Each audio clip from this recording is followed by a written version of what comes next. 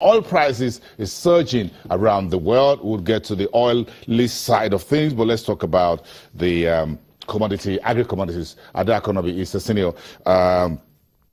economic research analyst at Financial Derivatives. Sometimes very long titles. I have to check again, be sure that I got it right. Thanks for coming. Good morning. Thank you. Good morning. Very long titles. Sometimes I got to be sure. Yes, senior economic research analyst. That's quite a lot. So thank you for putting all this together with the rest of your team at Financial Derivatives. So what's driving the jump in domestic sales prices as a year end? I thought there's recession and everybody is poor, there is no money. But what I saw in the last 2 weeks proves that a lot of folks can still go out there and make purchases.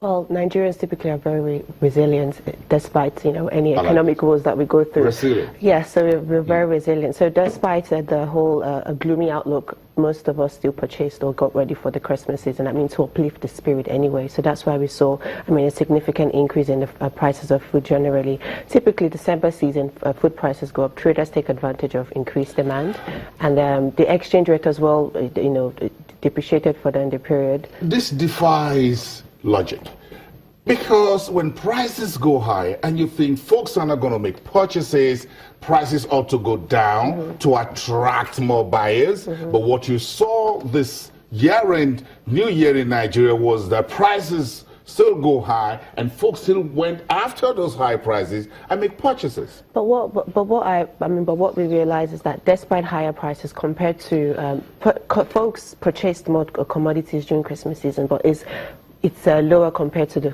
subsequent in terms of volume. In terms of volume, exactly. So, they had to make very informed decision. Okay, do I need to get this? If we purchase 20 bags of rice initially to share around to friends and family, you probably have to purchase less, because, half kg, 25 kg bag of rice is the price of a 50 kg bag of rice as at January 2016. So that is already eaten into into the consumer's pocket. But the price increase wasn't as significant. It was just marginal gains, because traders still had to be very wise in terms of increasing prices. If you go too high, exactly, you don't want to drive consumers away.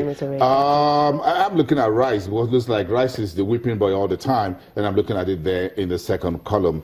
Rice in Lagos still 24,000. 25,000 in Onitsha and 25,000. Oh, Lagos price. Oh, okay. That looks like 1 year high and 1 year low. That's quite heartbreaking. From 12,000 to 25,000. That's almost 100% increase. Well, that is the price for that's the price of cap rice, stallion, and mamago. So typically those are the most expensive in the market. But then the brand is the most expensive in the market. But you have cheaper substitutes which go for about 18,000 or 17,000, which most consumers purchase. Perhaps next time we should be looking at the price of Abakaliki rice, the one from Ebonyi and from Bayelsa and what have you. Maybe we just do a little bit of that for the local market. But again, if you look at the price of things, I'm still looking at the price of bread, 350 naira per loaf. That's quite still high, whichever way you look at it, isn't it? Yeah, the components for making bread is higher anyway. So eggs, flour, sugar, margarine, all those things are high because we import them anyway. So the manufacturers have to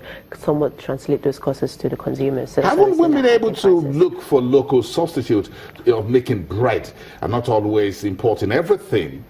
Well, it seems like consumers have an acquired taste. So even if we have a specific, we want it. I hear about cassava bread. Cassava bread may be the alternative because we have a lot of local inputs. But again, the butter will still have to come from exactly. outside. So 80% of the finished components have to come from outside anyway. Well, that's some of it Indomie looking still really expensive, and with our children going back to school, I'm thinking very seriously here. Yes. But if you look at things from the outside, globally speaking, some good news as far as cocoa price is concerned. I think 2,126 per metric ton is still high. Well, the farmers won't like that from me because that's where they make their money. Yes. So we need to pay for the hard work they do on the fields, as it were.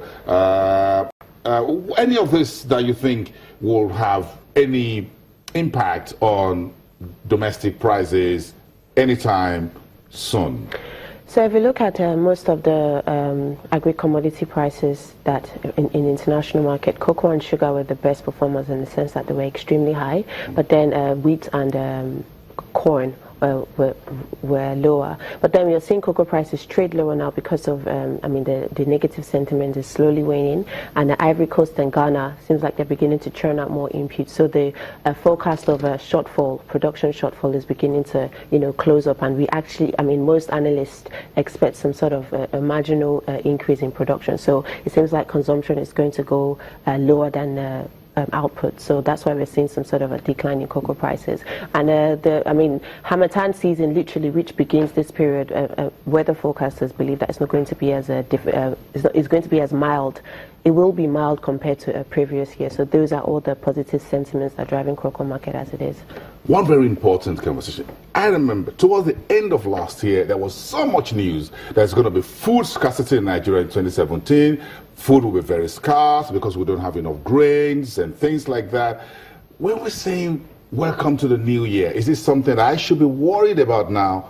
Or figures are saying perhaps we may be able to sidestep that problem? I think it's something we have to continue to look into, because there's still some sort of unrest in the north, and the north, produces most of our input anyway. So it's something that the government still has to look into. You have to make very long-term plans. We have to fill up our strategic reserves so that in the case of any food scarcity, we can begin to eat into our reserves. I just wanted to be sure if I should still be scared that there's still going to be a lower output, lower inventory. Like we say, the CBN and other international organizations, they've been coming up with very good policies and incentives to revamp the agricultural sector. So if this goes on, we have success stories in the north and some parts of the east. And see, look at Lake Rice. It seems like that did really well during the Christmas season. So there was a collaboration between Lagos and Kebbi State to produce Lake Rice, and that was, the price was really, was pocket friendly. So we have more of these incentives coming up, not only in rice, in wheat as well, because we still import a large amount of wheat for the production of most commodities. So if this goes on, if we have more of these friendly policies,